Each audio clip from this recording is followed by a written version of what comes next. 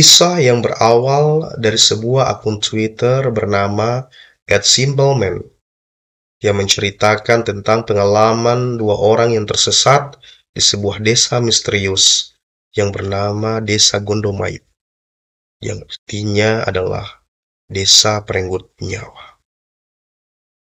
Diceritakan dua orang yang bernama Damar dan Erik.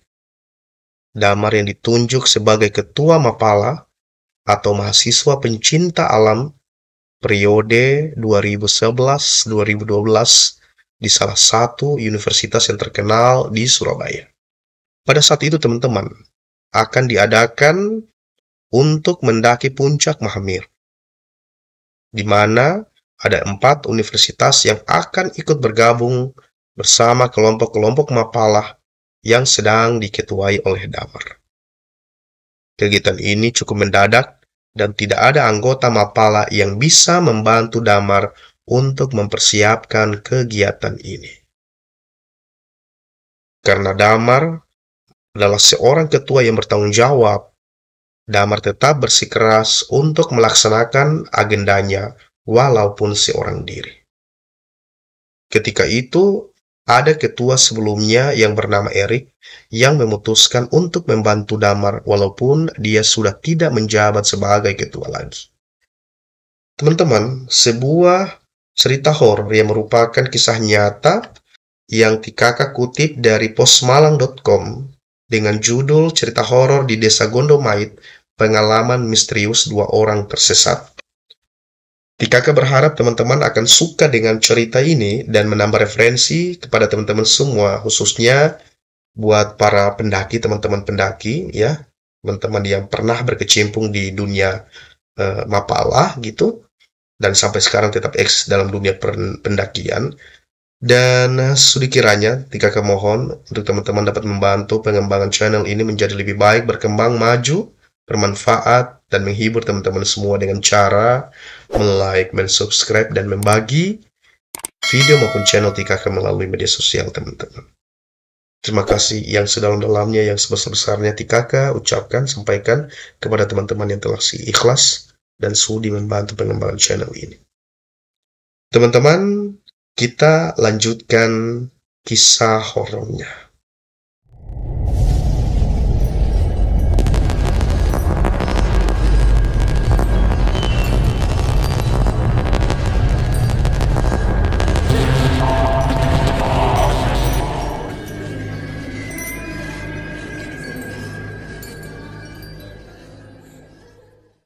Setelah mencari lokasi, mereka menemukan suatu tempat yang diperkirakan akan cocok untuk menjadi tempat latihan sebelum melakukan perjalanan ke Mahameru yang medannya cukup berat dan membutuhkan latihan yang sangat serius.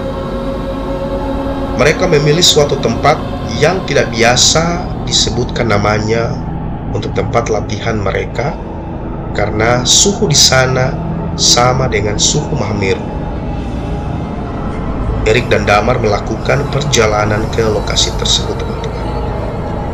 Setelah kurang lebih 6 jam, mobil mereka sampai ke pos jaga pertama.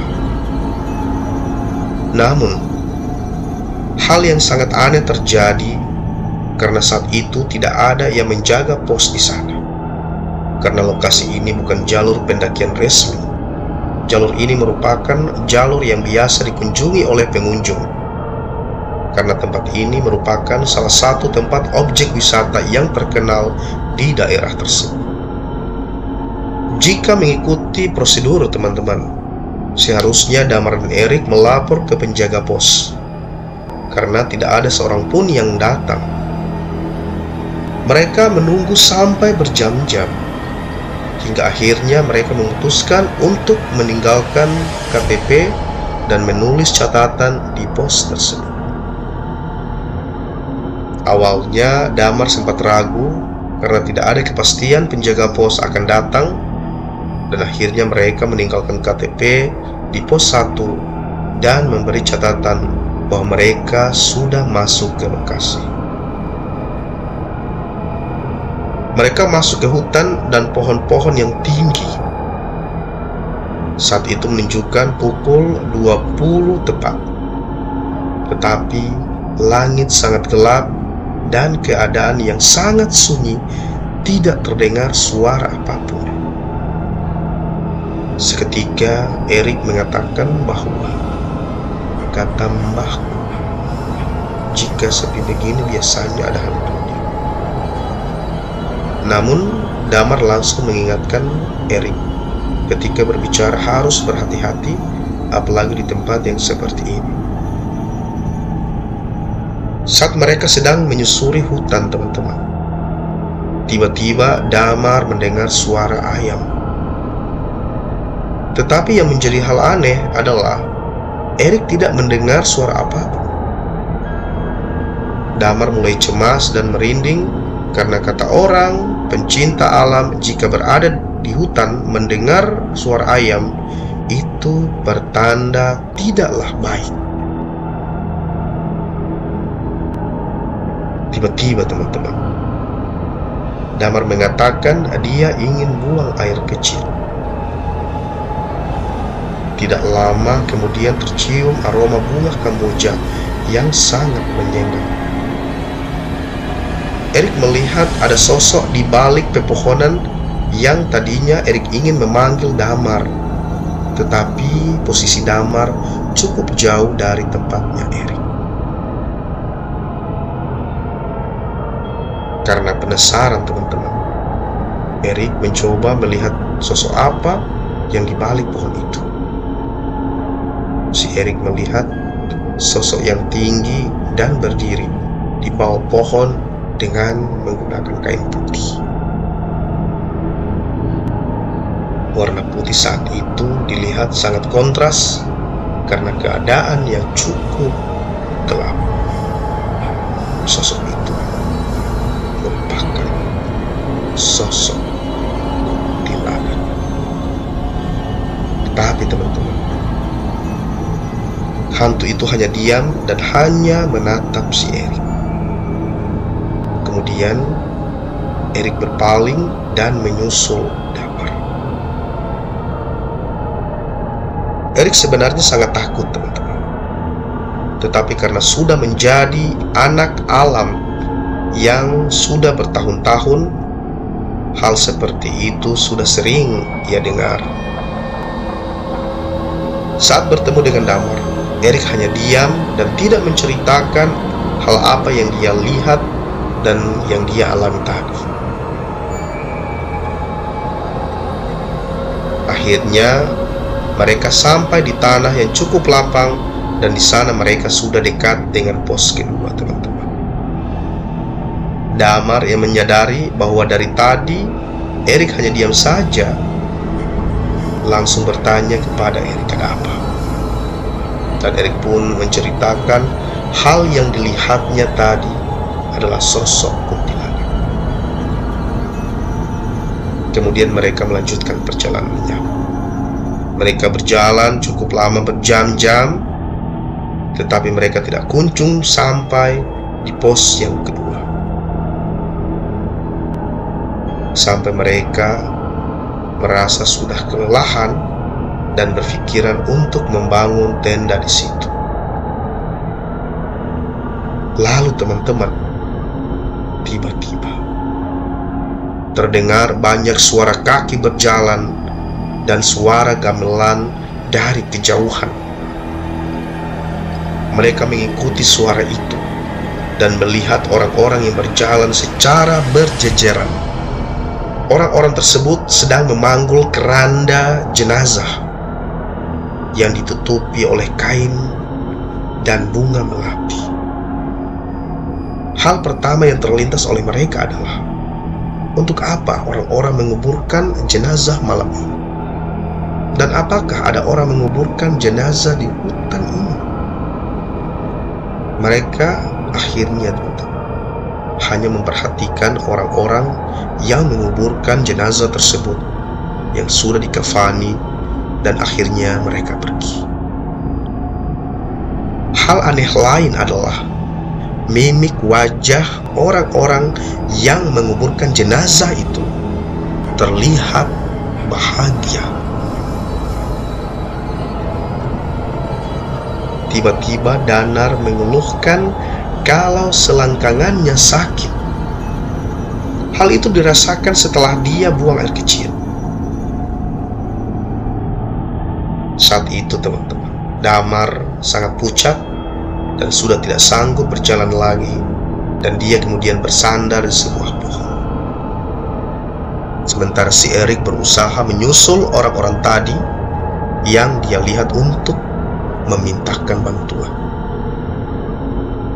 Ketika Erik berusaha menyusul orang-orang itu, Erik tidak bisa menyusul karena orang-orang itu sangat cepat menghilangnya. Saat itu teman-teman, Erik melihat Damar yang sedang berbicara dengan seorang nenek yang mengaku sebagai salah satu warga di sana.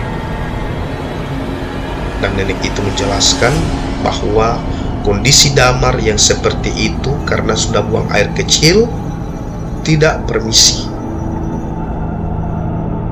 Lalu nenek itu menawarkan untuk datang ke rumahnya karena dia bisa menyembuhkan sakitnya si Damar. Karena situasi yang cukup sulit teman-teman, akhirnya mereka berdua mau mengikuti nenek tersebut. Mereka kemudian sampailah di desa yang rumah warganya hanya sekitar 13 rumah. Mereka pun masuk ke rumah nenek itu yang merupakan rumah gubuk di desa terpencil. Nenek yang dipanggil dengan sebutan Mbah Dok ini memberikan Damar sebuah minuman yang berasal dari kendi. Mbah Dok juga mengingatkan mereka untuk tinggal di rumahnya dan jangan keluar rumah karena sudah sangat larut malam dan sangat bahaya. Hari yang semakin malam, Damar tertidur pulas teman-teman, dan sepertinya penyakitnya pun sudah mulai reda. Tetapi teman-teman, tiba-tiba Erik mendengar suara gamelan seperti yang dia dengar di dalam hutan. Kemudian Erik mendengar suara ketukan pintu dari luar dan Mbah Dok membukakan pintunya. Si Erik melihat sosok anak yang berwajah pucat yang berbicara berbisik kepada Mbah Dok. Setelah berbicara dengan anak kecil itu, Mbah Dok yang saat itu ingin mengambil bajunya untuk pergi. Melihat hal itu, Erik bertanya kepada Mbah Dok, kemana ia akan pergi? Mbah Dok balik bertanya, mau ikut? Karena rasa penasaran, si Erik pun mengikuti Mbah Dok.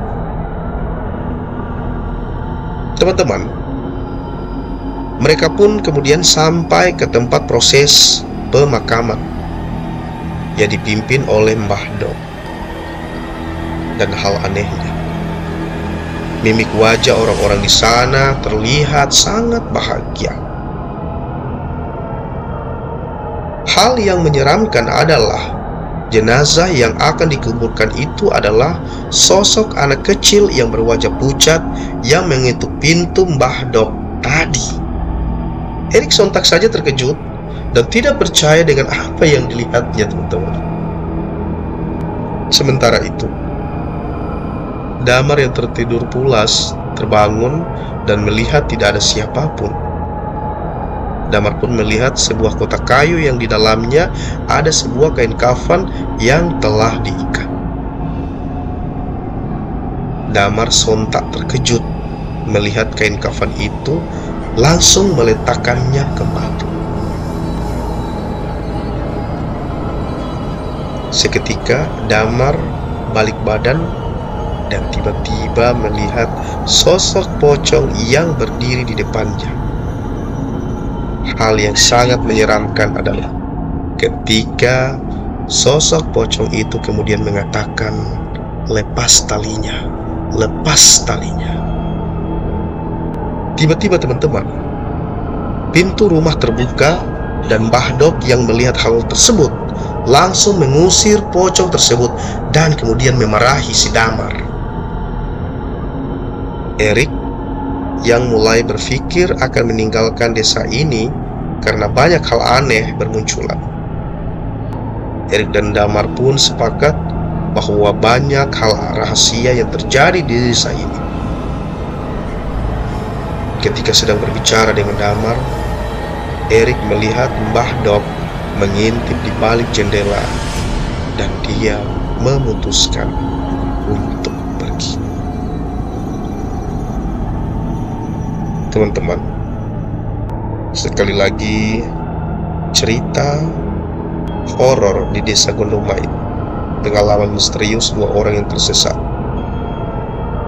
yang Tika kutip dari posmalang.com, merupakan kisah nyata tentang dua pemuda pencinta alam, pegiat dari sebuah organisasi intern kampus Mapala mahasiswa pencinta alam, yang mereka mengendapkan akan membuat sebuah kegiatan akbar bersama para pencinta alam, mahasiswa pencinta alam lain. Lalu kemudian mereka melakukan sebelum kegiatan itu dibuat, dan kemudian mereka mengalami hal-hal janggal yang sangat mistis, yang sangat horor, yang justru mereka alami sebelum kegiatan akbar bersama teman-teman mahasiswa mereka yang lain. Dan sekali lagi, semoga teman-teman suka dengan video ini, dan Tika mohon supaya teman-teman bersedia dan ikhlas untuk membantu pengembangan channel ini menjadi lebih baik, berkembang maju, bermanfaat dan menghibur buat teman-teman semua dengan cara men-like, menyukai video maupun channel Tika, men-subscribe serta membagi atau men-share channel maupun video Tika melalui media sosial teman-teman. Terima kasih yang sebesar-besarnya sedalam-dalamnya atas keikhlasan dan teman-teman yang telah sudi untuk membantu kakak dalam mengembangkan channel ini. Semoga Allah Subhanahu wa Ta'ala, Tuhan yang Maha Kuasa, membalas semua kebaikan teman-teman kepada channel ini, sehingga channel ini mampu berkembang lebih baik. Teman-teman, insya Allah kita akan ketemu di lain waktu, lain kesempatan. Sekali lagi Tika ucapkan terima kasih yang sebesar-besarnya, yang sedalam-dalamnya, dan Tika akhiri. Assalamualaikum warahmatullahi wabarakatuh.